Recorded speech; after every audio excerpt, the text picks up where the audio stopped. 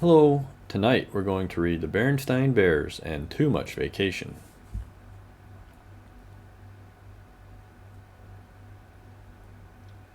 Well, that's everything, said Mama Bear as she and sister and brother Bear held the car trunk lid so that Papa could tie it down.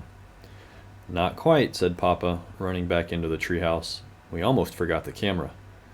He said when he reappeared, "What good is a wonderful vacation without photographs to remember it by?" Good thinking, Papa, said Brother. May I take some pictures when we get there? And how about me? Sister wanted to know. Of course you may, said Papa as they bundled into the car.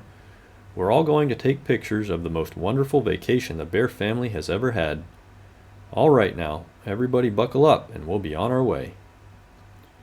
4 safety belts clicked into place and they left their safe, comfortable treehouse and headed for the excitement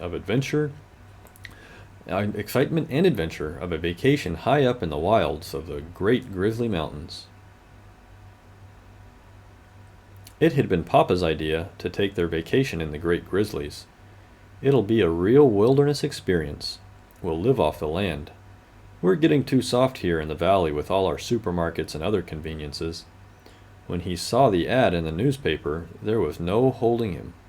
It said, "Try a wilderness vacation. A lovely mountain cabin complete with a rowboat by beautiful Crystal Lake."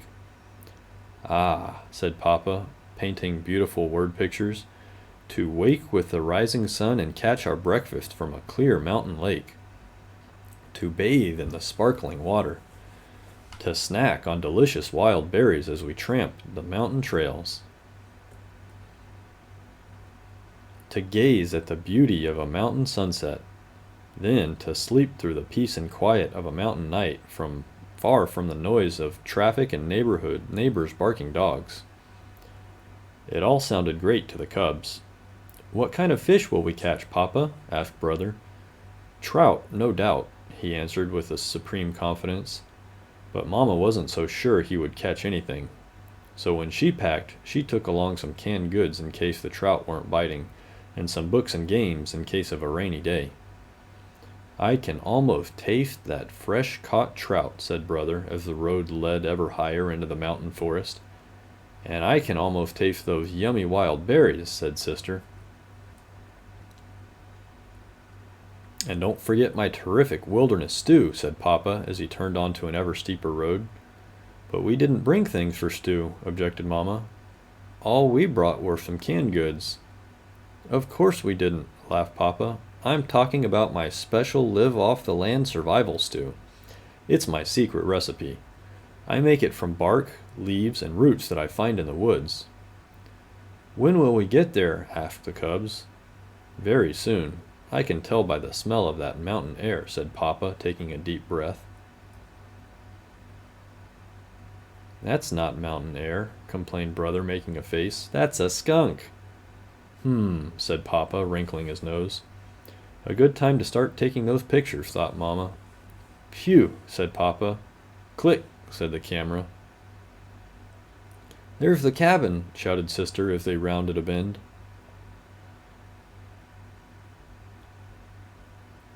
And there it was indeed, a mountain cabin beside a lake, complete with a rowboat. Of course, it wasn't quite as they had pictured it from the ad. Crystal Lake looked more like a mud soup. The lovely mountain cabin looked more like a tumble-down shack. There was a rowboat, all right, but it was half sunk in the lake. But Papa wasn't the least bit discouraged. He was more excited than ever. "It's perfect," he shouted. "The most perfect live-off-the-land vacation spot I've ever seen." Mama wasn't so sure. She noticed that there were no wires leading into the cabin, which meant there was no electricity.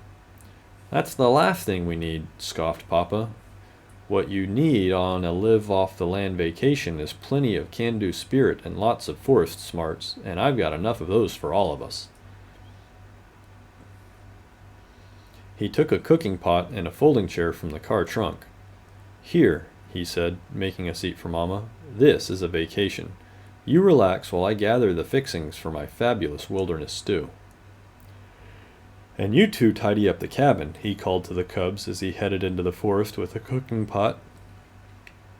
But Mama didn't expect to do much relaxing on this vacation, and she wasn't surprised to find that the cabin was in even worse mess inside than it was outside. There was an ankle-deep carpet of twigs, branches, and dead leaves on the floor, and it was practically a museum of spider webs, cocoons, and mouse nests. Time for another picture, thought Mama. Scurry, scurry went the mice. Click went the camera.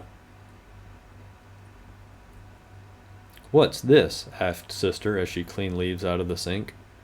"That's a hand pump for water," answered Mama. "Just what I need." It was Papa, back with his cooking pot full of strange-looking bark, leaves, and roots. "A little water for my stew." He worked the handle.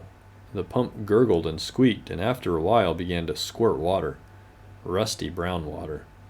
But he wasn't discouraged. "Just what I need for my stew," he said cheerfully. "Ready-made gravy." He carried the pot outside where he had prepared a cooking fire. It was very exciting for the cubs, but Mama wasn't so sure. So she made a fire in the fireplace and warmed up a supper of canned beans and dried honeycomb.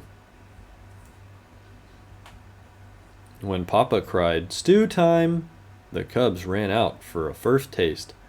Mama followed with the camera. "Here's to living off the land," said Papa, holding up a big spoon of the strange-looking stuff. Then he, brother, and sister each took a taste. "Yuck," said Sister. "Bluch," said brother. "Patooey," said Papa. "Click," said the camera. Mama Bear's supper of beans and honeycomb proved very tasty. Papa Bear stretched and yawned.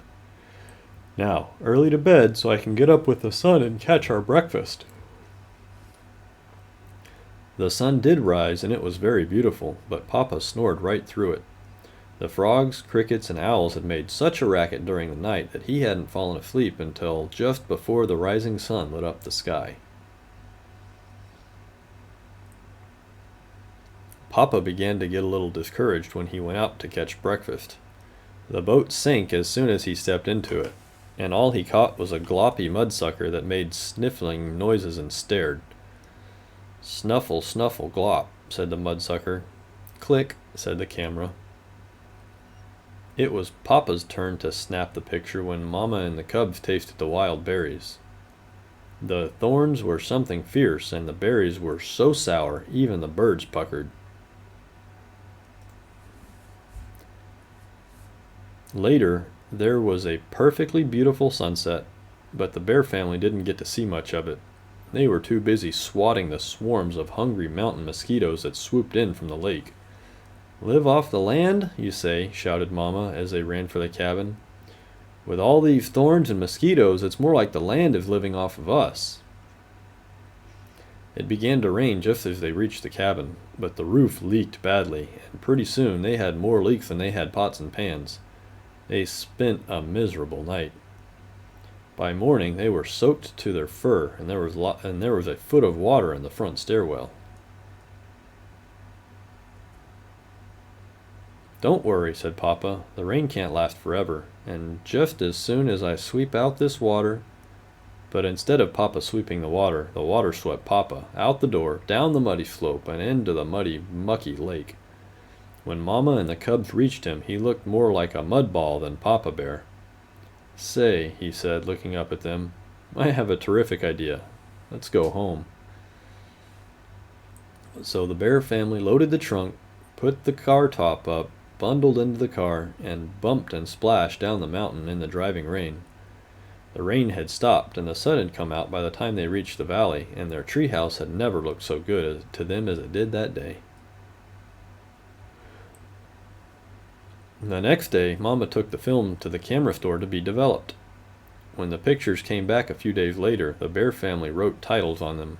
They began to chuckle as they passed the pictures around. The chuckles grew to roaring laughter, and soon they were laughing so hard they cried. Papa smells the mountain air. We are greeted upon our arrival. We tasted Papa's wilderness stew. And Papa catches our breakfast.